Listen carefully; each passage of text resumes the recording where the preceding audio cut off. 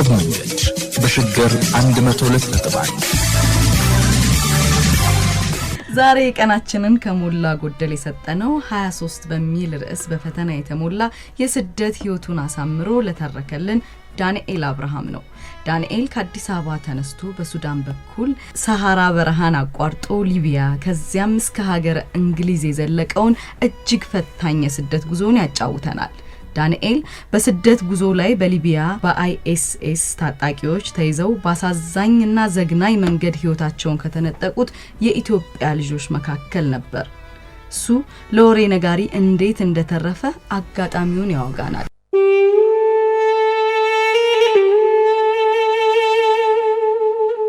እነ ሄብሮን በሄዱ በሶስተኛ ቀን ላስደዋያችን ለተፈሪ አንድ ወዳጁ ስልክ ደወለለት። ተፈሪ እያወራ ፊቱ ተቀያየረ። እኛም ግራ ተጋባን። በአንዴ ፊቱ ደም ለበሰ። የድንጋጤ የፍርሃት ስሜት ይነበብበታል። በአረብኛ ስለሆነ የሚያወራው ብዙም አልተረዳነውም። ግን አንዳንድ የምናውቃቸውን ቃላት ብንሰማም ቃላቱ የሚያወሩትን ምስጢር በተመለከተ ጥቁምታ የሚሰጥ ስላልነበር መረዳት አልቻልንም። መልሼ እደውላለሁ ብሎ እኛን ወደ መጋዘን እንድንመለስ አዘዘንና እሱ ወደ ክፍሉ ሄደ። እኔና ናቲ መጋዘን ገብተን እጅግ ተጨነቅን። ምን ገጥሞት ይሆን አለኝ ናቲ። የቤተሰብ መርዶ ተነግሮት ይሆን? ፊቱ አልወትሮ ብርሃት በውጥረትና በሐዘን የተሞላ ሆነብኝ አልኩት። እኔም እስክንጠይቀው ቸኮልን፣ ተቁነጠነጥን። ተፈሪ ያልወትሮ አንዴም ወደ መጋዘናችን ብቅ ሳይል ዋለ። ምግብ ስንበላ እንኳን መጥቶ አይቶን የሚሄደው ሰውዬ ዝር ሳይል ቀረ። መሸ። እኔና ናቲ ተጨነቅን። ያለ ፍቃድ መውጣት አልቻልንም። እንዲህ በሩን እያየን ሳለ ተፈሪ ጠራን። ከመጋዘን በፍጥነት ወጣንና ወደ ተፈሪ ክፍል በብርሃን ፍጥነት ሄድን። አልቅሶ እንደነበር ፊቱ ያስታውቃል። አይኖቹ በልቅሶ ብዛት አባብጠዋል። እጁም እግሩም ይንቀጠቀጣል። ለመናገር ፈርቷል። ግራ ተጋባው። ተፌም ምን ሆነሃል? ደህና ነህ ግን አልኩት። እዚህ የነበሩት ልጆች ተያዙ አለን። ማን ያዛቸው አልነው እኔና ናቲ በአንድነት። ተፈሪ በረጅሙ ተነፈሰና መናገር ጀመረ። ከዚህ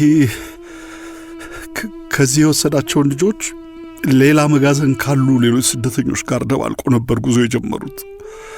አንድ ላይ ወደ 70 ይሆናሉ። ትሪፖሊ ሳይደርሱ ነው መንገድ ላይ የተያዙት። ከተያዙት ውስጥ የናንተም ጓደኞች አሉበት አለን። ወይኔ እነ ሄብሮን ተያዙ አልኩኝ ድንገት። ማን ነው ያዛቸው? መንግስት እስር ቤት ነው አለ ናቲ። አእምሮዬ ታዲያ ተፈሪ ለምንድን ነው የሚያለቅሰው ብሎ ጠየቀኝ። ተፈሪ ይህን አስታኮ ወደ ጓንታናሞ እንደምንገባ መርዶ ሊነግረን ነው እንዴ የሚል ሐሳብ በአእምሮ የተመላለሰ። ገብቶናል ተፌ፣ ጓንታናሞ ልንገባ ነው አይደል አለ ናቲ ተስፋ በቆረጠ ስሜት ውስጥ ሆኖ። ኖ አይደለም፣ ቆይ አንዴ ስሙኝ፣ ሌላ ነገር ነው። ማውራት እንደከበደው ገብቶናል። እኛም ተጨነቅን። እሺ ተፌ ንገርና እኛም ቁርጣችን እንወቅ አልኩት። ቁጭ በሉ አለን። የተፈሪ ማረፊያ ክፍል በቆርቆሮ የተሰራች ለመተኛ መደብ ያላት ትንሽዬ ክፍል ናት። ከኛ የተቀማናት ቲቪ ጥግ ላይ ትታያለች። ይቺ ትንሽዬ ክፍል ከኛ መጋዘን በብዙ ነገር ትሻላለች። የተፈሪን ዜና ወይም መርዶ ለመስማት መሬት ላይ ቁጭ አልን። ቲቪውን ከፈተና ከጣቢያ ጣቢያ እየዘለለ እየተንቀጠቀጠ ማውራት ጀመረ። ማን መሰላችሁ መጀመሪያ የነገረኝ? ሱዳን ያለ አንድ ወዳጄ ነው መጀመሪያ ደውሎ መርዶውን ያሰማኝ። ማመን ስላቃተኝ በቲቪ ተመልክቼ ካረጋገጥኩ በኋላ ነው እርሜን ያወጣሁት እያለ ከጣቢያ ጣቢያ እየዘለለ የሆነ ነገር ለማሳየት ይጣጣራል። እኔና ናቲ ግራ ተጋብተን እያየነው ነው። ሊያሳየን የፈለገውን ዜና ለማግኘት እጁ ይንቀጠቀጣል። ወሬውን ቀጠለ። የዚህም ቤት ባለቤት ደውዬ ጠየቅኩት። 49 ኤርትራውያን 28 ኢትዮጵያውያንና የተወሰኑ ሶማሌዎች ተይዘዋል ብሎ አረጋገጠልኝ። ወይኔ ተፈሪ እያወራን እኛ ደግሞ እየተወዛገብን ሳለ እንድናይለት የሚፈልገው ቪዲዮ ሲመጣ እንድንመለከት በእጁ ምልክት ሰጠን። ከቲቪው ጋር ተፋጠጥን። ከአንድ ሳምንት በፊት አብረውን የበሉ፣ አብረውን የጠጡ፣ አብረውን መኝታ የተጋሩ እነ ሄብሮን ናቸው። ሦስቱን አየኋቸው። ተመሳሳይ ቱታ ለብሰዋል። እጃቸው ወደ ኋላ ታስረዋል። በሸላቾች ፊት እንደሚታረድ በግ ዝም ብለዋል። የተንበረከኩት ከአይኤስአይኤስ ታጣቂዎች ዘንድ እንደሆነ ለማወቅ በዚህ ሰዓት አጋዥ አላስፈለገኝም። ከዚህ በኋላ ያለውን በቦታው የነበረው ዳንኤል ራሱ ቢተርክልንስ?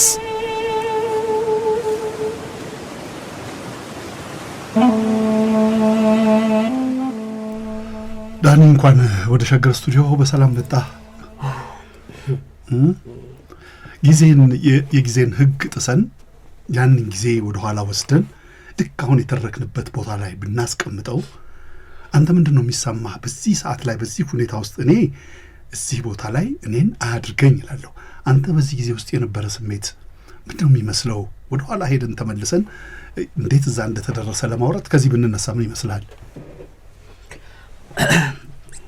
ትንሽ ስሜታዊ ያደርጋል። ያው እንደገለጽከው ነው። ያችን ቅጽበት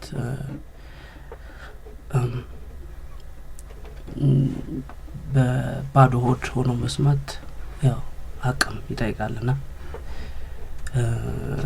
አቅማችንን ስተን ነበር፣ ወድቀን ነበር። ዜናውንም ባየን ቁጥር ባየን ሰዓት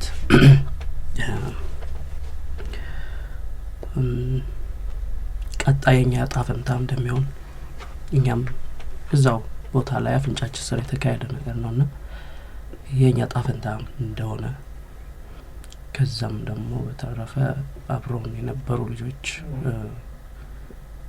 መታረዳቸውን ባየን ሰዓት 3 ብቻ ስለነበርን የሰማነው መጋዘን ውስጥ ከ100 በላይ ሰው ቢኖርም የሰማነው 3ታችን ብቻ ነበርና እንግዲህ 3ታችን ለማልቀሰን ባይወጣልንም እዛው እንትን ብለናል። ስሜታችንን በለቅሶ ለማለት ሞክረናል። መጮህ ግን አንችልም ነበር። አንዳንዴ ለቅሶ ስትጮህ ይወጣልሃል፣ ለቅሶ ከሰው ጋር ስታለቅሶ ይወጣልሃል። ያው 3 ብቻ ስለነበርን ሀዘናችንን መወጣት አልቻልንም። ቢሆንም ግን ከነበረን የምግብም እጥረት ከአቅም ማነስም እንግዲህ ጊዜውን ያው በውስጣችን በማልቀስ እንትን ብለናል፣ አልፈናል። ግን ለጎነቻችን ደግሞ መንገር አለብን ያንና ብዙ ታግለናል ከራሳችን ጋር። በተለይም ብጥብጥ እንዳይነሳ አስደዋያችንን ፈርቶ ስለነበር በቃ እዚሁ እንድንጨርስ ሀዘናችንን እንድንወጣ እዛው አሳድረን እሱ ጋር ቢያንስ ትንሽ ተረጋግተን እንድንሄድ ማለት ነውና ወቅቱ ከባድ ነበር እጅግ በጣም ለኛ ስፔሻሊ እዛው አጠገባችን ለሚካሄደው ነገር ለኛ ከባድ ነበር። እዚህ ላለው ሰው ቢያንስ ተጫዋቾም አልቅሶም ይወጣለታልና ለኛ ሀዘንን መወጣት ከባድ ነበር። ሄብሮንን ደጋግመህ ታነሳዋለህ። ከሄብሮን ጋር የቀረበ ግንኙነት ነበራችሁ ከዚህ ስትሄዱ ጀምሮ፣ በተለይ መተማ ላይ ሳምንት በሉበት ሰዓት ላይ በነበሩት ሁኔታዎች ውስጥና ብዙ ከሌሎችም ጋራ ብዙ ግንኙነት በጣም መንገድ ላይ ስለሆናችሁ የላይ ግንኙነት ቢሆንም ሄብሮን ሰብሮ ልብ ውስጥ ገብቶ ነበር። ተከትሎም እስከሚመጣ ድረስ የጠቅላላው ሐዘን እንዳለ ሆኖ ቃል የገቡልህ እነሱ ከደረሱ በኋላ አንተን ለማስወጣት የሚችላቸው ሁለት ነገር ነው ያጣው ወገኖችን ወንድሞችን እና ተስፋህን። ይሄስ እንዴት ይሰማሃል? ይሄ ከባድ የሚያደርገው ይሄ እንትኑ ነውና ያው ከሄብሮን ጋር ከአዲስ አበባ ባንተዋወቅም ባንግባባም በአይን ተያይተን ነበር፣ ምትማም አውርተን ነበር። እዛንም ሊቢያም ደግሞ ከኔ በኋላ ቢመጣም ያው እኔን መልኬን እስከማያውቀው ድረስ ተቀየረም አግኝቶኝ ነበርና ያው ይረዳኝ ነበር የነበርኩበትን በቃ ተረድቶኛል፣ ውስጤን አውቆታል ብዬ ነበር ማሰብ በወቅቱና ከዛንም ነው ቃል ገብቶልኝ ከሄደም በኋላ እንደዛው ነው ሳየው ያው ሁለት ልብ የሚሰብር ነገር ነው እሱ ማጣት። ከዛም በኋላ ደግሞ የኔም ተስፋ ማጣት ያ ራስ ወዳድ ላለመሆን ነው እንጂ በወቅቱ የትኛውም ሰው በዛ ሁኔታ ውስጥ ቢሆን ራሱን ለማውጣት ነው የሚታገለው፣ ነፍስን ለማዳን ነው የሚታገለው ሁሉም ለራሱና ሁለት ስብራት ነበር። በጣም የተጎዳውበት ጊዜ ነበር። በቃ አለቀልኝ አበቃልኝ የምልበት ደረጃ ላይ ደርሼ ነበር ወቅቱ። እንደው በፌዝ ከፋፍለን ብናየው የመጀመሪያው ያንተን ሰውነት ከፍ ለማድረግ በርህራሄ በደግነት ሰውነትህን ሊገነቡ በጣም ከፍተኛ ጥረት የሚያደርጉ የነበሩት ደጓ እናትህ ፈትለወርቅ ላይ በር ዘግተህ ለፈትለወርቅ ምንም ሳትነግር ራስህን ችለህ የሄድክበት አንዱ ፌዝ። ሁለተኛው ከመተማ የቆያችሁበት ጊዜ ገንዘብ ለማግኘት የነበረው የነፍስና ስጋ ግንኙነት፣ ከዛ ሊቢያ በረሃ፣ ከዚያ በኋላ ስትሻገር 4 ፌዝ ነውና እስቲ ከመጀመሪያውን ጀምር። ምን አሳሰበህ አንተ? ስደት ምን አሳሰበህ? ለኔ ማንነት ፍለጋ ነው ስትል ብዙም አላሳመነኝም። አንተም መጨረሻ ላይ ትለዋለህ ቅዠት ውስጥ ነበርኩ ወይስ የምርም የወላጆቼ ጉዳይ ጥያቄ ነበር፣ እውነት አባቴን ነበር መፈልገው ትላለህ። ጎደሎ ሊኖር ይችላል፣ ግን እስከ ስደት ድረስ የሚያደርስ የአባት ፍንጭ ነበረ? ሌላ ሀገር ይኖራል የሚባል ፍንጭ ነበረ ወይስ ይሄን ምን አመጣው? የስደት ዋና መነሻ ምክንያትህ በሁለቱ ያንተ ብየናዎች ውስጥ የመጀመሪያው ብየና ማንነት ፈለገ ራስ፣ ከዛ ስትጨርስ ግን ተገለበጠ። እስቲ ስለዚህ ነገር እንግዲህ ያው ልጅነት የማንወቅሰው የማንታገለው አይነት ነው። በልጅነት የሚሰጡን ስያሜዎች ወይንም ደግሞ ቤተሰብ የሉም ወይንም ደግሞ አይፈልጉም የሚባሉ በልጅነታችን የሚሰጡን እንትኖች አሉና ከዛ የተነሳ ነው መነሻው ይሄ መጥፋት፣ መሸሽ፣ ስደት የሚለው ማለት ነው። ያው ስደትን ከሀገር መውጣት ብቻ አይደለም ስደት፣ ከቀይም ከቤትም ስትወጣ ስደት ነውና ልጅም ሆኜ ፈትለወርቅ ካሁኝም ወጣ ነበር፣ ጠፋ ነበር። ትናንሽ ጥቃቅን ምክንያቶች የፈለኩኝ ይወጣ ነበር። ቤተሰብ አይደለም ከተባልኩኝ ጀምሮ ከዛ በፊት ብገረፍም ምንም ችግር አልነበረውም። ግን ላይክ በጉርምስናም ጊዜ የሚያሰቃየኝ ይሄ ጥፋ የሚል መንፈስ፣ ሂድ ሽሽ የሚሉ መንፈሶች ነበሩ። እንግዲህ የነዛ ድምር ውጤት እና ቤተሰብን አባቴት እንዳለ ባላቅም ቢያንስ የሆነ ቦታ ላይ ራሴን ሳገኝ ራሴን ስችል ራስን የማቆም ራስን የማበርታት ከሆነ አካባቢም ሽሽት በቃ ተገልለ ራስን እንትን ብለ ምንም ወቀሳ አይኖርብህም፣ ማንም ይጠይቅ የለም።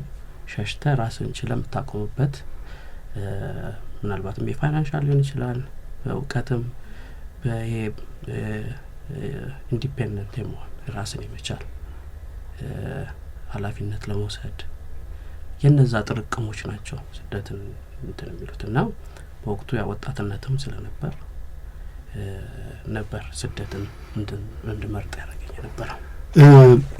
ምክንያትህ ከውጤቱ ጋር ዋጋው እኩል ነው መዝነው ታውቃለህ? ዋጋው እኩል አይደለም። ምክንያቱ እንዳልኩ ልጅነት አይወቀስም ስለተባለ ነው እንጂ አሁን ባለኝ ብስለት ወይንም አሁን ባለኝ ደረጃ ቢሆን ላልወጣችን ነበር፣ ስደትንም ላልመርጥ ይችል ነበር። ግን ያው ልጅነት ወጣትነት ሆይታውም እንትኑም አለ እና እነዛ ናቸው ለስደት እንድጨክን ቆራጥ እንድትሆን የሚያደርጉ ነገሮች አሉ። ተዘጋጅተህ ነው ሄድከው? አይምሮዬ ተዘጋጅቷል። ይሄ አሁን ለምሳሌ ኢንፎርሜሽን የለኝም እንጂ አይምሮዬ ሂድ የሚለው አለ። ይሄ በቃ መውጣት መሄድ እሱ አለ። ግን ይሄ መሄድበትን ቦታ ለማወቅ ደግሞ እሱ ሌላው ችግር ነው። መረጃ የለኝም የት ቦታ ሄጄ አሁን እስከ መተማ መሄድ እንደምችልና ከዛን ደግሞ እዛ ደግሞ ቦርደር ስለሆነ ደላላም ለማግኘት ምናምን እንጂ ይሄ የተቀናጀ አይደለም።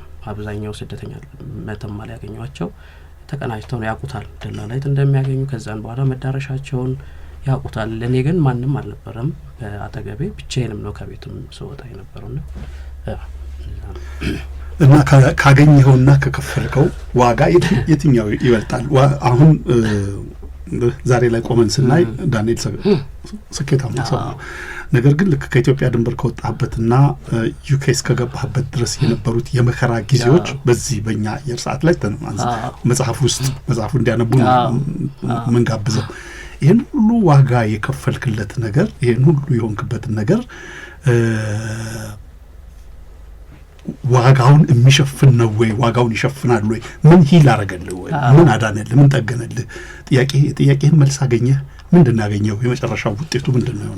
እንግዲህ ያው መዳረሻ ሲኖረው ነው ጥሩ እና ያው መነሻዬን አንስቻለሁ። ግን ይሄ አሁን ስደቱ፣ ችግሩ፣ ራቡ፣ ጥማቱ አሁን ያለሁበት ያ መነሻዬን ወይንም ደግሞ ፍላጎቴን ይከሳሉ ያላምነው። ምናልባት አሁን ላይ በፋይናንሻልም ወይንም ደግሞ በአይምሮ ሬዲ ልትሆን ይችላል ወይንም ዝግጁ ነህ ወይንም ደግሞ የሆነ አቋም ላይ ደርሰሃል። ግን ያን የትኛውም ላይ ብደርስ ያን ሊከሰው አይችልም። ስቃዮቼ እንትኖቼ ትራውማው ሊለቅ አይችልም። በየጊዜው ማደስ አለብህ፣ በየጊዜው ማከም አለብህ በየጊዜው። እሱንም ጠንካራ ወይንም ኮንክ ብቻ ነው እንጂ ብዙ ተሰብሮ ይቀሩ አሉ እና በየትኛውም ካሳ ሊሆኑ አይችልም፣ ሊያቀናው አይችልም። ያንን እነዛን ችግሮች ያለፍኩባቸውን በየትኛውም ሁኔታ ቢሊየነር ወይንም ምንም ቢሆን ሊክስ አይችልም። አሁን የገንዘብ ችግር እንኳን ቢሆን አይከሳቸውም፣ አይገባቸውም። ለዛ የሰጠሁት ዋጋ ይቆጨኛል። አንስቼዋል መጽሐፍ በጣም ነው የሚቆጨኝ። የተከፈለለት ዋጋ አይገባውም። ለዛ ለጥያቄዎቼ ያን ዋጋ መክፈል አይጠበቅብኝም ነበር፣ ግን ሆኗል። በዛ ውስጥ ግን የኔ ጥንካሬዎች ናቸው ሊሰሩኝ የቻሉት። እኔ ባልሆንስ ጠንካራ ወይንም ደግሞ ቻሌንጆችን መጋፈጥ ባልችል ኖሮ አሁንም ያው ብዙ ችግሮችን ይዤ ተሰብሬ የሆነ ጥግ እንደማንኛውም ሰው ተደብቆ እንደሚኖሩ ተደብቄ ነው ነበር። ግን አሁን ተጋፍጬ የወጣሁበት የራሴ ጥንካሬዎች ማንነቴን ለመገንባት የሞከርኩባቸው ነገሮች ናቸው እንጂ ስደቱ ጥንቅጡ አይገባውም ብዬ ነው የማስበው።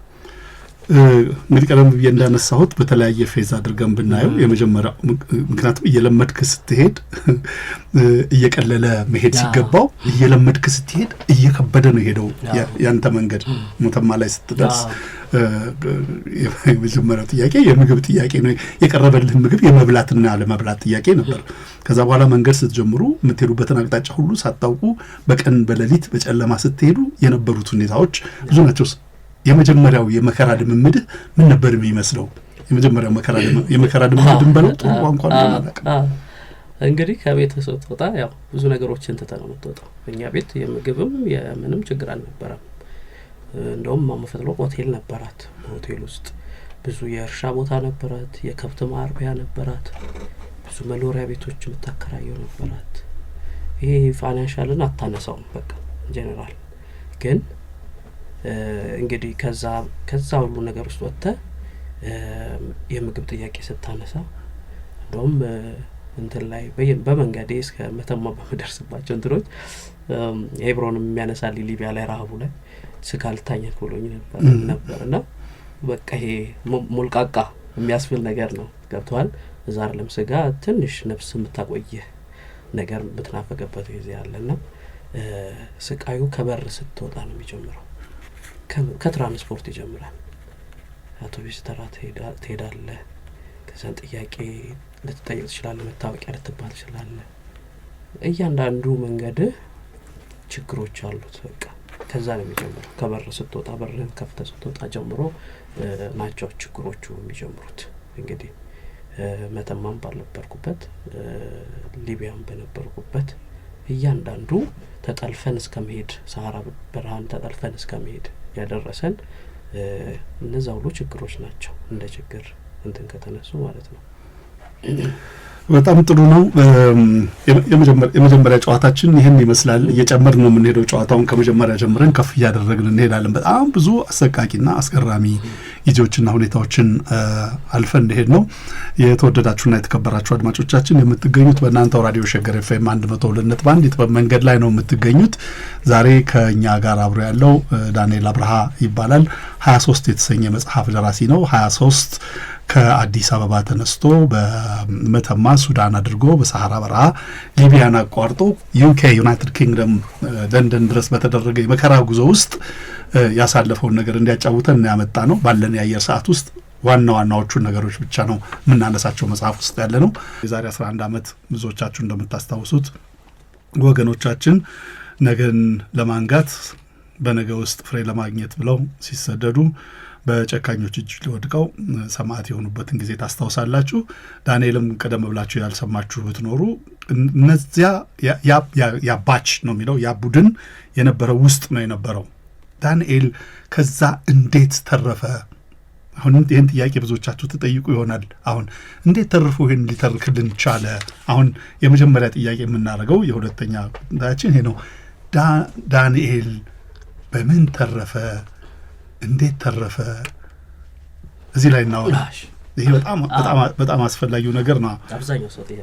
አብዛኛው ሰው ጥያቄ ነው።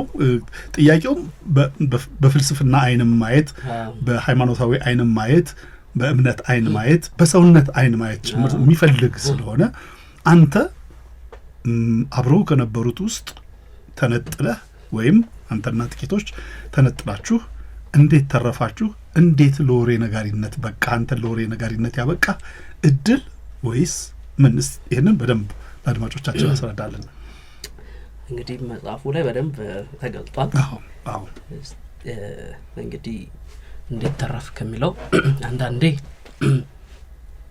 አልሆኑልንም፣ አልተሳኩልንም የምንላቸው ነገሮች ለበጎ የሚሆኑበት አጋጣሚ። እነ ሄብሮን ትተውኝ ሲሄዱ አልቅሼ ነበረ። እንዴት ትተውኝ ይሄዳሉ? ፈጣሪ ወይ ለምን ረሳኸኝ? እዚህ መጋዘን ውስጥ ብቻዬን እንዴት ትተውኛለህ? እኔስ ሰው አይደለሁ? እኔስ ማን አለኝ ብዬ ብዙ ያማረርኩበት ወቅት ነበረ። እሱ ግን እኔን ለምስክርነት ሊያቆየኝ ፈልጎ ነበረ። ለዛም ነው ለምስክርነት ቆየው ያልኩትና እነ ሄብሮን ከፍለው ሲወጡ እኔ በወቅቱ ገንዘብ አልሞላልኝም ነበረ ለመውጣት እና በዛ ምክንያት ነበረ የቀረውት ከነ ሄብሮን እና እንደገለጥኩት አልቅሼ ነበረ በመቅረቴ፣ አልቅሼ ነበረ ከነሱ በመለየቴ። ግን ተስፋም ሰጥቶኝ ስለነበር ደግሞ ተስፋዬን ይዤ የጠበቅኩበት አጋጣሚዎች ነበሩና የተረፍኩበት ምክንያት እነሱ ከፍለው በመውጣታቸው እኔ ደግሞ በመዘግየቴ ነው። እና አንዳንዴ የሚዘገዩ ነገሮች ለምክንያት የሚዘገዩ ነገሮች ለበጎ ነገር የሆኑበት አጋጣሚ ልክ ያ ነገር ካለፈ በኋላ ፈጣሪን ለምንድን ነው ያቆየኝ? ማንኝ እኔ ጥያቄ የአይምሮ ጥያቄ እኔ ማን ስለሆንኩኝ የተረፍኩት እስከ ማለት የተለየ ምክንያት ምንድን ነው ለእኔ? እና ለዛም ነው ካለፍኩኝም በኋላ ያንን ስቃይ ለምስክርነት ነው ያተረፍከኝ። እውነቱን የነበረውን ወቅቱን እንድናገር እንድተርክ ይሆናል ያስቀረኝ እና ይሄ እድልም አጋጣሚም የፈጣሪም ደግሞ ቸርነት ሊሆን ይችላልና በዛ ነው ማስበው። አንተ እንደዚህ ትላለህ እንጂ እኛ አብረን መጽሐፉን እያነበብ አብረን እንናደድ ነበር፣ ካንተ ጋር እንበሳጭ ነበር። ሰው እንዴት እንደዚህ ያደርጋል የሚል መጽሐፍ ላይ ደጋግመህ እንደገለጽከው አንተ ከዚህ ስትወጣ ከቤተሰቦች ከቤዛም ከፈትለ ወርቅም ከነሱም ውጭ ከነበረ ጓደኛ ጋራ ገንዘብ አስቀምጠህ በመከራዬ ሰዓት ላይ ይደርስልኛል ያልከው ገንዘብ ስልክ በደወልክ ሰዓት ቁጥር ሁሉ ስልኩ ዝግ ሆኖ ይሄን ጓደኛህን ሳታገኝ ቀርተሃል። ይሄ ጓደኛ ውለታው አይደለ ወይስ ምን ለመኖርህ አስተዋጽኦ አደረገ? በሁለት መልክ እናያቸው። አንደኛ ቢልክልህ ኖሮ ምናልባት እና ሄብሮን ጋር ልትሆን ትችል ነበር። ይሄን ስታስበው ምን ታስባለህ? እንግዲህ በወቅቱ በጣም በቃ ራሴን የጠላሁበት ጊዜ ነበር። እሱንም ረግሜውም ነበረ ያኔ እነሱ ሲወጡ ማለት ነው። እንዴት ይከደኛል እንዴት አቅኔ ይበላል እንዴት እንግዲህ እሱ ያለበትን ሁኔታ አላውቅም በወቅቱ ግን የትኛውም ሁኔታ ቢሆን ከኔ ጋር አነጻጽረው ነበር የትኛውም ችግር ከኔ ሊበልጥ አይችልም ነበር በወቅቱ ብዬ ነው እኔ እዛ ቦታ ላይ ከኔ ስቃይ ምንም ቢሆን የኔን ስቃይ የሚወዳደር አለ ብዬ አላስብም ነበር እዛ በነበርኩበት ጊዜና ለዛም ነበር ሰው የነበረውና እንግዲህ ይሄ የፈጣሪ ስራ ካልሆነ በስተቀር እሱም በወቅቱ እንግዲህ ካለፍኩኝም በኋላ ታስሮ እንደነበር የሰማሁት በወቅቱ ስልኩንም እንትን ብሎ ተዘግቶ ታስሮም እንደነበረ ነው ያወቅኩትና ከታሰረም ከተፈታም በኋላም መላክ ይችል ነበር ግን ያቺ ግን ቅጽበት እሱ የታሰረባት ቅጽበት እኔም ስልክ ዝግ የሆነብኝ ቅጽበት እንግዲህ ፈጣሪ የወረ ሊያስመልጠኝ ያሰበበት ጊዜ ነበር ግን በወቅቱ ግን በልጁ ላይ በጣም ቂም ይዤ ነበር ተበሳጭቼ ነበር ረግሜው ነበር ይሄ አንዳንዴ በትልልቅ ሰዎች ብቻ ይመስለናል እርግማን ግን ሐቁ የተወሰደበት የትኛውም የተከፋ ሰው ይደርሳል ብዬ ነው የማምነው እኔ በእንትን አምናለሁ በትልቅ ሰዎች ምርቃትም አምናለሁ እርግማንም አምናለሁ የሰው ሐቅ ነው ብዬ ነው የማምን ሰው ነኝና ረግሜው ነበር እና እንግዲህ ወቅቱ እሱን የረገምኩበት ከዳን ደግሞ አጋጣሚ ደግሞ እሱ ባለመክፈሉ የተረፍኩበት ነውና በሁለት ጽንፍ ነውና ያው ያጋጫል ከራስ ጋር ከፈጣሪም ጋር እንትን ይላልና በዛ ነው የምወስደው እንግዲህ ነው ይቅርታህን አነሳ ይቅርታ እንግዲህ ያው ከጊዜ በኋላ ራሴንም ከበስደት እንትን ካልኩኝ በኋላ አሳዳጊም ፈትለወርቅ እንትን የደግ ልብ ባለቤት ናትና መስጠትን ነው የምታውቀው ልጆች ማሳደግን ነው የምታውቀው እና ከሷ ይሄንን ካልወሰድኩኝ መንገድም አይቀናም ይቅርታ ልብ ከሌለ ወይንም አንድ እርምጃ ተራመደም የትኛውም እርምጃዎች በቀንና በጥሩ ልብ ካልሆነ አይቀናምና እኔም በመጽሐፉ እንደገለጽኩት የእናቴን የፈትለወርቅን ቀና ልብ ደግ ልብ ይኖረኝ እንጂ እኔም ከዚህ ሰው ጋር የነበረኝን ሰላም አውርቻለሁ ይቅርታም አረጋግለታ በየትኛውም ሁኔታ ውስጥ ቢሆንም ያለፈው ግን ይቅርታ አረጋግለታለሁ ልቤም ንጹህ ነው መንገዴም ቀና ይሆንልኛል ብዬ እንግዲህ ይቅርታ አረጋግለታለሁ ዛሬ ምሳ በልተሃል አዎ ምን በላ ምን ምሳ በላ ኑድልስ ነው የበላሁት ሼፍ ነህ አይደል ማካሮኒ ትሰራለህ ብዙ ጊዜ ማካሮኒ አጠገቤ አይቀርብም ብዙ ጊዜ ያንን ጊዜ ያስታውሰኛል አልበላም ማካሮኒ የትኛውም እኔን የሚያቀኝ ሰው ማካሮኒ አያቀርብልኝም እንትኑ ነው ያውን ይሄ ቅርጹን ነው መጣላው እንጂ አሁን ፓስታ ትበላለህ የማካሮኒ እንትን ነው የፓስታ ዘር ነው ኑድልስ ትበላለህ ግን ቅርጹ አልወደውም በጣም ለምን በየቀኑ ለአምስት ወር አንድ አይነት ፓስታ አንድ አይነት ማካሮኒ ትበላው አንድ አይነት ነው ውሃ ላይ ይታዳል ይወርዳል ትበላለህ ምንም አይነት ግብአት የለውም ውስጡ እና እንደ ሼፍም አሁን ትእዛዝ ላይ ማካሮኒ ልንታዘዝ እንችላለን እንቢ አይደለም መስራቱ ግን አልቀምሰውም እንደሱ ተሰማኝ ሼፍ ነው አሁን ትእዛዝ ይመጣል ትእዛዝ ሲመጣ ማካሮኒ ሲመጣ እኛ አንድ ጊዜ ዘመቻ ላይ ሆኜ ወደ ዘመቻ ስንሄድ ሰርዲን ነበር ምን በላ ከዚህ ከአንተ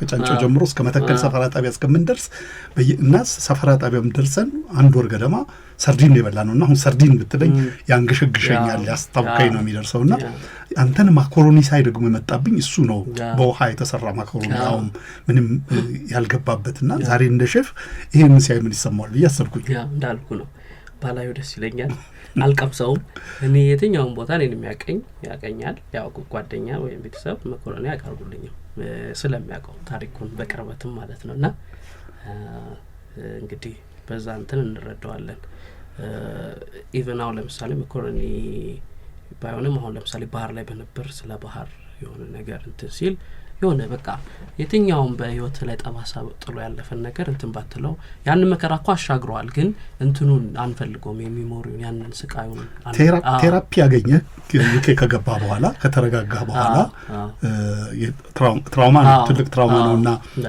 መጽሐፍ ውስጥ አላየሁም ቴራፒ ስለመውሰድ ቴራፒ ወሰድክ ወይስ ለመታከምና ይሄን ስሜት ለማከም ምን አደረክ ምን ወሰድክ እኔ ራሴን በራሴ ነው ያከምኩት እንዳልኩ ቴራፒም ጋር ሄድኩም የትም ቦታ ሄድኩም ራስን ስታቆም ወይንም ደግሞ ወደ ራስን ስታዳምጥ ዳንኤል ይሄንን ችግሮች አልፏል አሁንስ ምን ላይ ነው ለጥያቄዎች መልስ ሲሰጥ ያ ነው ህክምና ማለት ግዴታ ሰው ጋር እንትን የምትለው አይደለም እና አንዳንድ ሰዎች በቃ ብቻቸውን ሲሆኑ ራሳቸውን በማዳመጥ ውስጥ ከራሳቸው ጋር በመነጋገር ውስጥ የሚያከሙት አይነት ነው እኔ ታከምኩትና ራሴን ነው ራሴ ያከምኩት ብዬ ነው ማሰበው እኔ ከስቃዮች ውስጥ ሁለት ስቃዮች አብዛኛው ሁሉም ላይ የሚደርስ ጋራ የሚደርስ ስለሆነ ተቀበላል ሁለት ስቃዮች በጣም ያሳዝኑኛል ወይ የሚነኩኛል አንደኛው ልትጓጓዙ ስትወጡ እድል አገኛለሁ ብለ መጀመሪያ ስትወጣ ፒክአፕ ላይ ርብራብ ይሆንክበት ከስር አንተ ሆነ ከላይ ላይ ሰዎች ተጨምሮ እንደ ጣውላ ርብራብ ሆነ የሄድክበትና ሁለተኛው ደግሞ በእከክ መሰል ህመም የታከምክበት ጊዜ ላንተ የስቃዮች ሁሉ እናት ነው ብለ የምትለው ስቃይ የትኛው ነው መቼም ዱላው አለ ረሃብ አለ ጥማት አለ አርበሳው መጽሐፍ ላይ ተጽፎ የ8 ሰዓትን ያህል የተጓዝኩበት በቃ የህይወቴ የመጨረሻው የትኛው ስቃይ ነው እንግዲህ በወቅቱ እናማራለን አይደል ስትራብም ወይም ስትመታም ልታማር ትችላለህ ግን እነዚህ አሁን የ8 ሰዓት ከስር ፒክአፕ ላይ ተኝቼ ከዛ ሰው ደግሞ ተደርቦብኝ ከዛ ደግሞ ጣውላ አልከል ላይ ደግሞ ተጭኖብን ያረኩት የ8 ሰዓት ጉዞ ከህመሜ ጋር የኩላሊት ህመም ይሰማኝ ስለነበረም 8 ሰዓት 8 አመት የሆነበት በቃ ሞታለሁ ብዬ እንትን ያልኩበት በቃ ውስጤ ሞታለሁ ኦሬዲ የሚል ስሜት የተሰማኝ ወቅት ነበርና ከዛን እንትኖች ይቀሉባል ሌሎቹ ጋዘን ውስጥ የነበርኩበት ቅልል ይላል ያ ስቃይ ሁሉ ያለፍከው ምናምን በቃ እና ያንዱ ስቃይ አንዱን እንትን ይውጣዋልና እሱን አረሳውም ይሄ የተጓዝኳትን የ8 ሰዓት ጉዞና የታመምኩበትን ጊዜ መድኃኒት አለማግኘት ማንነው የትኛውም ሰው ርህራሄ ያጣበት ደላሎች ርህራሄ ማያሳዩበት ወቅት ነበርና ፈጣሪ ደግሞ በአንዳንድ ጨካኝ ሰዎች መሀል ያያልና እነሱን እንዲያዩክ ያደርጋል ከዛን ደግሞ እነዛ ሰው የሚገርፉ ወይንም የሚቀጠቅጡ ሰዎች መተው አሞሃል ብሎ ሲጠይቁ ደግሞ የምትገረምበት ጊዜ ነበርና ብቻ በየትኛውም እንትን ፈጣሪ ይከተለኝ ነበር በጉዞ ይከተለኝ ነበርና የታመምኩበትንና መድኃኒት አጥቼ ተሰቃየሁበትን ራሴን ወንዝ ውስጥ ወይንም ባህር ውስጥ ለማስገባት የወሰንኩበት ጊዜ ነበረ እና እነዛ የማይረሱ ናቸው ሁለቱ እንዳነሳው ከነሱ የሚልቅ የለም ለኔ ስቃይ ዛሬ በአንጻሩ ተሳክቶልሃል መከራ አልፈህም ቢሆን አንድ ደረጃ ላይ ደርሰሃል መማር ፈልገህ ተምረሃል አይቆጭም ምንም የሚቆጭህ ነገር የለም አሁን ዛሬ ላይ ሆነ ስታስበው ወደ ኋላ የሚቆጭህ ነገር አለ ያሉ ብዙ ባልወጣው ባልሄድኩኝ ባልተጓዝኩ እንደዛ ነው ውሳኔዎችን ባልወስን ኖሮ የምትላቸው ብዙ ነገሮች አሉ የሚቆጩ ነገሮች አሉ ስቲልም ይሄ ለማከም ፈልገህ ማይታከሙ ጠባሳዎች አሉ ከውስጥ የሆነ ስለ ሊቢያ ስታነሳ የሆነ ትዝ የሚል ነገር አለ ስለ ምግብ ስታነሳ የሆነ የሚያስታውስ ነገር አለና አይለቁም እንትኖቹ ጠባሳዎቹ ታከማቸዋል ጊዜያዊ ናቸው በዛ ላይም ራስ ጠንካራ ካልሆንክ በየጊዜው ደግሞ ካላከምከው የሚያገረሹበት ጊዜ አጋጣሚዎች አሉ እናም ያው የራስ ጥንካሬ ይወስነዋል ግን ስቲል ይቆጫል ሁሉ ነገር ይቆጫል ስደቱ ይቆጫል በጣም ሰዓት ድረስ ማለት ነው ያለው ስሜቱ ወይስ በዛ ሰዓት በነበረበት ወቅት የነበረው ባልሆነ እኮ የተሰማህ በነበረበት በዛ በስቃዩ ጊዜ ነው ወይስ አሁን ላይ ይቆጫል ይቆጫል ይቆጫል አይቆጭ ስትይ አሁን ይሄ ባይሆን ኖሮ አሁን ለምሳሌ አሁን ዳንኤልን እንትን ትያለሽ ውስጡ ያለው ያነዛም ባያልፋቸው ኖሮስ ባያልፋቸው እነዛ ባይታለፉ ለምን አይገባቸውም አሁን አንቺ የምታየው ዳንኤል ስጋ የለበሰው ነውና የተራበውን የተጠማውን ስታዩ የተገረፈውን የተሰቃየውን ስትበምታይ አይገባውም። ይሄ አሁን ላለው ዳንኤል አይገባውም፣ ያ ስቃይ አይገባውም። ለምን ይሄንን መልክ ወይንም ይሄንን እንትን እዚህም ሆኖ ያገኘዋል። እዚህም ሆነሽ የትኛውንም ቻሌንጅ ቢኖርብሽም ታገኛቸዋለሽ። እነዛን ዋጋ የተከፈለለት ዋጋ አይገባውም። ለየትኛውም ስኬት ነው ምንሽ አይገባውም። ህይወት ኮምፒውተር ቢሆን ነው እና አንዱ ቢደረግ አሁን ከምናወራው መጽሐፍ ውስጥ ከጻፍከው ውስጥ የቱን አንዱ ታረግ ነበር? ይመለስ በቃ ይከለስ ምናምን ቢባል ዳግም እንዳይኖር አድርጋ አንዱ የምታረገው ምን ነበር? እኔ ኤብሮንን መልሳቸው ነበር። ወጣት ናቸው፣ ከኔም ይብሳሉ። ወጣትነታቸው ያጓጓል። ይሄ በቃ ነገ ተስፋ የምትጥልባቸው ልባቸው፣ አንድነታቸው እሱን ብመልሰው ደስ ይለኝ ነበር። በተለይም ኤብሮንን ሰውን ከሰው አታበላለጥ መቼ አንዳንድ የሚረዳሽን ሰው ውስጥሽ የሚያዳምጥሽን ሰው ስታይ በቃ ሁሌም ከጎኔ ቢሆን ባላጣው እምትዩ እነሱ በሁላችንም በኢትዮጵያ ልብ ውስጥ አሉ ማለት ምስላቸው፣ ዩኒፎርማቸው እንኳን አንተ አብራቸው አጠገባቸው ቁጭ ብለህ ቆመህ ያንን ሁሉ ስቃይ ያሳለፍክ ሰው እንኳን ይቅርና ሊቢያ ሲባል ስደት ሲባል እነዛ ምስሎች ሁላችንም ፊት ላይ ይደቀናሉ። በጣም ጥሩ ነው። ጥሩ ጨዋታ እየተጫወቱ እንደሆነ ተስፋ አድርጋለሁኝ። የተወደዳችሁና የተከበራችሁ አድማጮቻችን እያወራን ያለነው 23 የተሰኘ መጽሐፍ ደራሲ ከዳንኤል አብርሃም ጋር ነው እየተወያየን ያለነው። ይህን መጽሐፍ ማንበብ በብዙ መንገድ ለብዙዎቻችን ይጠቅማል። አንደኛ ዋጋ ስለምንከፍልለት ነገር አስቀድመን ማወቅና የምንከፍለው ዋጋና የሚያስገኝልንን ጥቅም መዝነን ካልሆነ ቢዝነስ ውስጥ ስራ ውስጥ አለመግባት ጉዳይ ውስጥ አለመግባትን ያስተምረናል፣ ያሳየናል። ስለዚህ እንድታነቡ መጽሐፉን እንጋብዛችኋለን። ቅድም እኔ ተርኬያለሁ። አሁን የመተረክ ተራው የዳንኤል ነው። ዳንኤል ከመጽሐፉ ውስጥ የተወሰነ ነገር እንዲያነብልን ለሱ እንጋብዘው።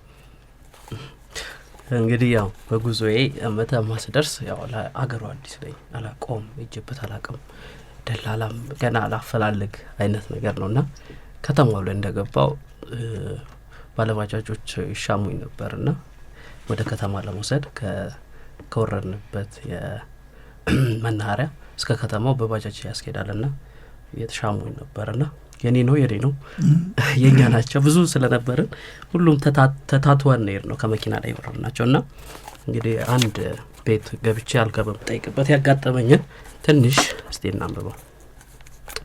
ከተደረደሩት ቤቶች ውስጥ አንዱ ጋር ገባው። አልጋ ለመያዝ ነው።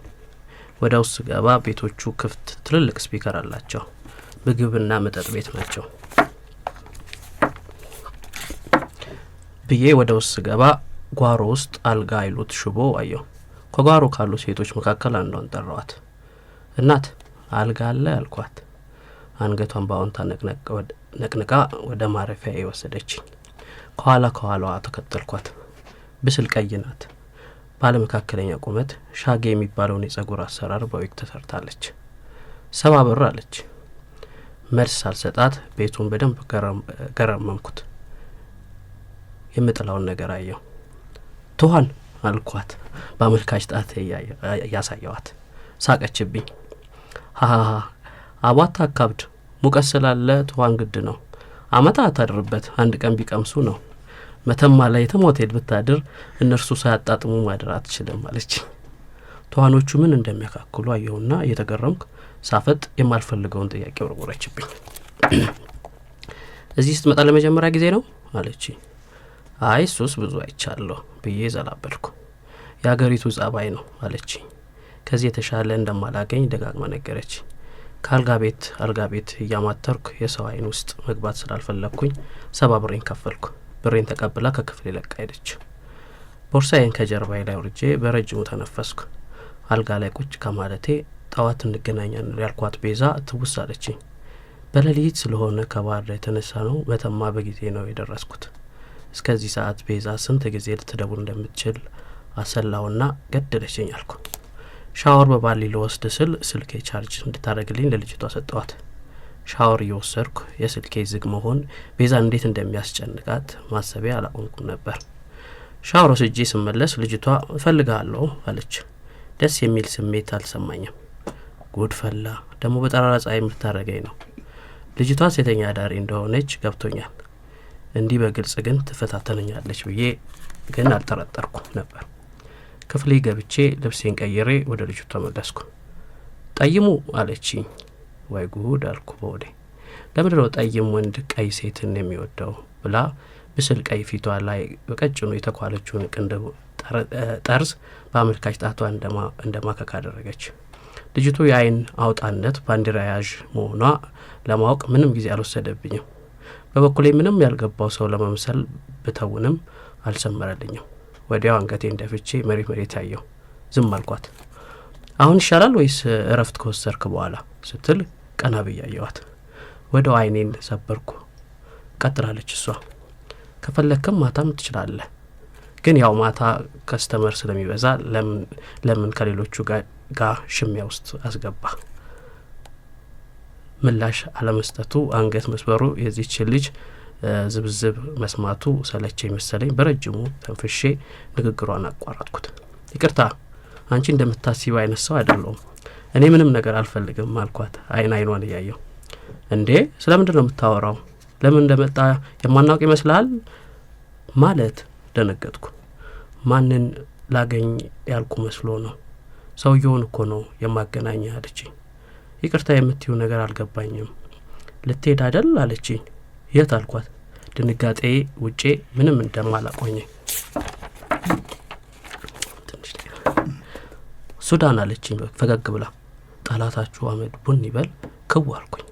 እንዳታውቅብኝ ብቻ ያልገባው ሰው ለመምሰል ያህል ተፍጨረጨርኩ። እመስላለሁ አልኳት። ቅንድቧ እንዲናገር አደረገችው። በቅንድቧ ድንቅ ምስጢረኛ ያለች ይመስለኛል። በልቧ እንኳን እቺን ቀርቶ የኮርማን ዝንብ ኮኪትን ዝንብ እንለያለን ያለችኝ ይመስለኛል። ነገር ለማረሳሳት ስልኬን እንድትሰጠኝ ጠየኳት። ሰጠችኝ። በቃ እናወራለን ብያት ደንግጬ ካጠገቧ ሄድኩ ይላል። ከሰውኛ ችግሮች እስከ ተፈጥሮ ችግር መንገድ ይሄ ነው። ቅድምም ለማለት የፈለኩት ማወቅ ጥንቃቄን ይፈጥራል። ጥንቃቄ ካደጋ ይታደጋል። ስለዚህ እያንዳንዱ አሁን አንተ ለእንደዚህ አይነት ነገር ምንም አይነት እውቀት ምንም አይነት ልምምድ ስለሌለ የሄድክ የገባህበት ቦታ በሙሉ አንዳንዱ በፊቱ አንዳንዱ በጀርባው ነው የሚመጣው። ስለዚህ ፊትና ጀርባውን እስከማትለየው ድረስ ነው የሚሆነው። እና ታዲያ አንተ ይሄን ሁሉ አየህ፣ ዘርዝረን የማንጨርሳቸው አድማጮቻችን መከራዎቹን አላነሳናቸውም። የመከራ ፊት አውራሪ የሆነው የልጆቻችን አንገት መቀላት መታረድ አነሳን እንጂ እስከዛ ድረስ በጣም በርካታ መከራዎችን ያዩት መኪኖቹ የሚነዱበት ስፒድ በዛ በሰሃራ በረሃ የሚነዱበትን ፍጥነት ሲተርክላችሁ ልባችሁ ቀጥል ይደርሳል።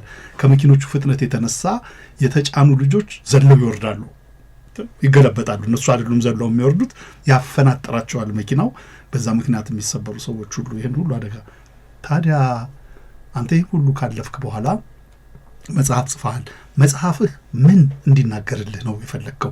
ምን እንዲያደርስልህ ነው የፈለግከው? ማዕከላዊ ነጥቡ ዋና ነጥቡ ምንድን ነው ብትባል የመጽሐፍህን ማዕከላዊ ነጥብ ምን ታደርገዋለህ? የምታስተላልፈው መልእክት?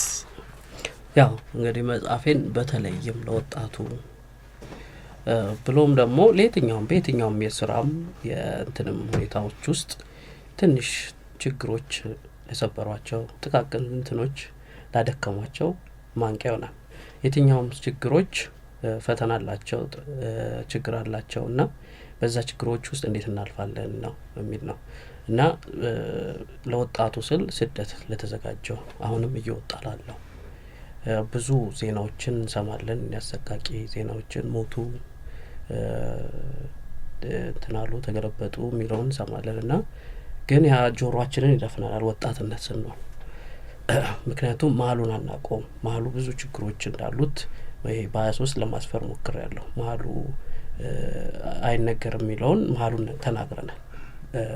ስቃዮቹን፣ ረሃቦቹን፣ ጥማቶቹን ተናግረናል። በተለይም ደግሞ በገንዘብ ደረጃም ቢሆን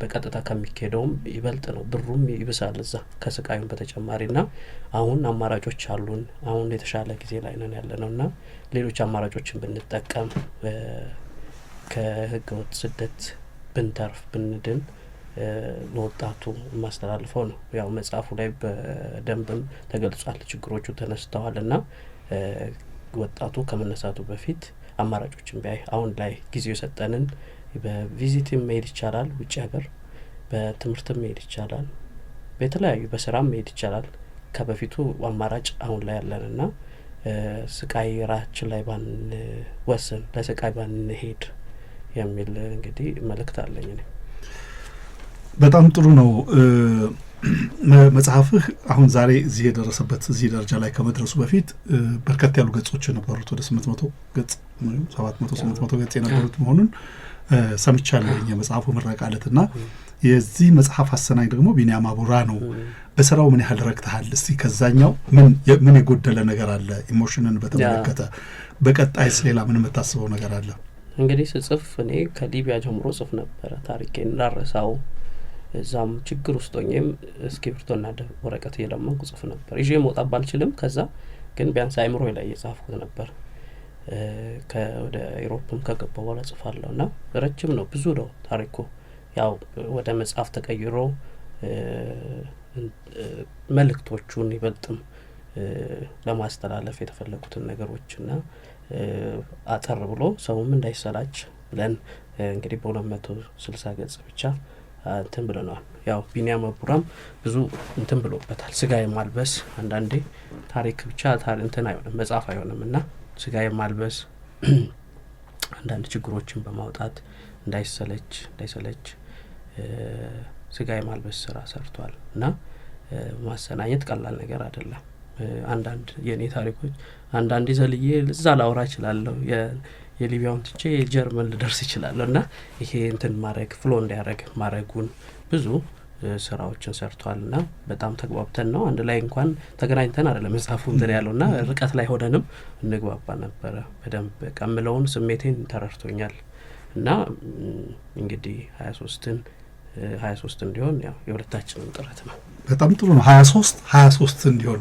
23 ምን ማለት ነው 23 ከየት መጣ ሁለት አንተ የተወለድክበት ቀን ነው ከሀገር የወጣበት ቀን ነው ወይስ 23 ምንድነው መጽሐፉ ውስጥ አለ 23 ያው እንግዲህ በዋናነት እዚህ ፒካፑ ላይ ሲጭሉን 23 ያረጉ ነበር የሚጭሉን እንግዲህ እነሱ ምንም ንፋስም እንዳትቀር አድርገው ነው እንግዲህ ቆጥረው አመቻችተው 23 ያረጉንና ያው መነሻዬ 23 ፒካፑ ላይ በመነጫርበት ሰዓት ላይ 23 አድርገው ስለሚጭሉን ስለነበረ ነው ከዚህም ሰውጣ በ23 ቀን መውጣቴ እንዲሁ ደግሞ 23ን እንትን ስንላት እጣፈንታን ወይንም ማንነትን ፍለጋ የሚል ትርጓሜ ያለው እና እንደዛም ነው የወሰነው 23 ላይ በጣም ጥሩ ነው በጣም ስለመጣ በጣም አድርገን እናመሰግናለን መጽሐፉ የት እንደሚገኝ ማስተላለፍ የምትፈልገው መልእክት ካለም አንተ መልእክት እንስማ መጽሐፉን ማንበብ የሚፈልጉ ሰዎች የት ያገኙታል የት ይገኛል መጽሐፉ እንግዲህ መጽሐፉ ላይ አሁን ላይ በጣም ክፍለ ሀገር ላይ ነው የተፈለገው በክፍለ ሀገሮች ደግሞ የለንም እስካሁን አዲስ አበባ ላይ ብቻ ነው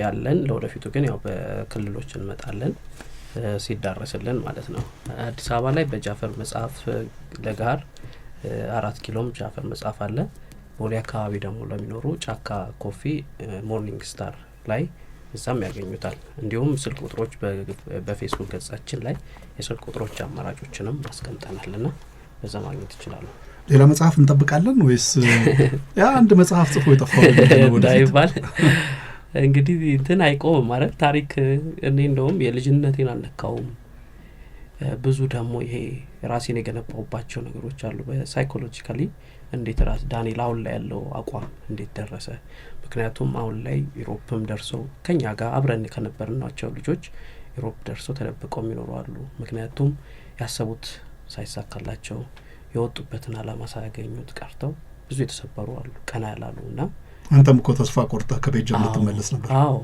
ከቤልጅየም ዴንማርክ ከቤልጅየም ልመለስ ማስብ ነበርና እንግዲህ ይሄ ጥንካሬን እንትን ይላልና ብዙ ምን ጽፋቸው እንትኖች አሉ ብዙ ያልተነኩ ያልተዳሰሱ ሊያስተምሩ የሚችሉ ይኖራሉ እንግዲህ ለወደፊቱ ይሄ 23 በ23 የሚያቆም አይደለም 23 ገና ብዙ የኔ መንገድ የጠረገልኝ ነው። 23 ፊልምም ሊሆን ይችላል፣ ዶክመንተሪም ሊሆን ይችላል፣ ለሪሰርችም እንደሚጠቅም መረጃዎች ሊገኙበት የሚችል ነውና ምክንያቱም እውነተኛ ነገር ስለሆነ ያየሁት ነገር ስለሆነና እንግዲህ እንመጣለን እንግዲህ እድሜ ይስጠን እንጂ። ዳንኤል በጣም አድርገን እናመሰግናለን። ለጥበብ መንገድ አድማጮች ሐሳብህን ልትሰጥ መጽሐፍህን ስለ መጽሐፍህን ልትነግራቸው ልትተርካቸው በሸገር ቀጥታ ስቱዲዮ ውስጥ ስለተገኘ በጣም አድርገን እናመሰግናለን። የተወደዳችሁና የተከበራችሁ አድማጮቻችን እናንተን በጣም አድርገን እናመሰግናለን።